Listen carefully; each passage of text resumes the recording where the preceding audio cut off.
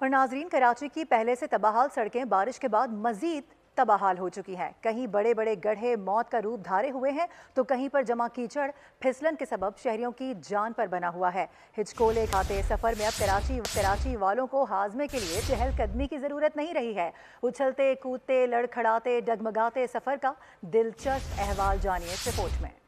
कोई चूरन नहीं, कोई चटनी नहीं, अब बदहजमी का इलाज कराची की सड़कें। चहलकदमी का जमाना हुआ पुराना, अब दौर है कराची की सिर्फ शॉर्ट ड्राइव पर जाना। कराची इतना जदीद हो गया कि यहाँ पानी में कश्ती नहीं गाड़ियाँ चलती हैं। गवर्नमेंट की लाकानूनियत है, पानी कोई काम नहीं करता, पानी निकालने के लिए तैयार नहीं है, ये खाने के लिए सब तैयार हैं।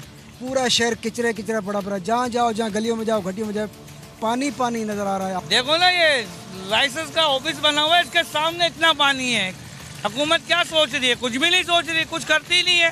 ड्राइविंग लाइसेंस ने टेस्ट खत्म कर दिए। कोरंगी ब्रांच के सामने की सड़क जो पार कर गया वो पक्का ड्राइवर। कराची संभालने वालों देख लो, आज हफ्ता हो गया बारिश को, लेकिन सूरत हाल बद से बदतर होती रही। मुर्तजा वहाब साहब जो टीवी पर कह रहे हैं कि सब कुछ ठीक है, इनको आके खुद ये फेस करें तो इन्हें पता चले।